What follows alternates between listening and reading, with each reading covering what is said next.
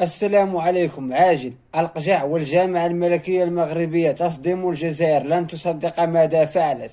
أولا، عطر فمك بذكر الله والصلاة والسلام على رسول الله سيدنا محمد صلى الله عليه وسلم، واضغط إعجاب للفيديو واشترك في القناة وفعل الجرس لكي نصل ل10,000 مشترك. قررت الجامعة الملكية المغربية لكرة القدم تحديد موعد يوم الثلاثاء 25 أبريل لسفر المنتخب المغربي لأقل من 17 سنة إلى الجزائر للمشاركة في نهائيات كأس أفريقيا للفتيان التي تحتضنها الجزائر في 29 من الشهر الحالي.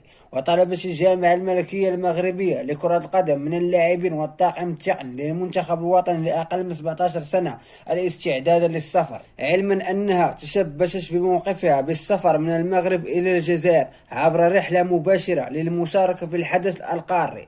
وإذا حدث العكس ستعلن الجامعة الملكية المغربية لكرة القدم عن رفضها المشاركة في العرس القاري هذا. وقد أخبرت الجامعة الملكية المغربية لكرة القدم لاعبي منتخب الفتيان والطاقم التقني والطبي بالسفر إلى الجزائر يوم الثلاثاء دون أن تخبرهم بالطريقة التي سيسافرون بها. يذكر أن قرعة نهائيات كأس أفريقيا لأقل من 17 سنة قد أوقعت المنتخب الوطني المغربي لكرة القدم في المجموعة الثانية إلى جانب منتخب نيجيريا وجنوب أفريقيا وزامبيا.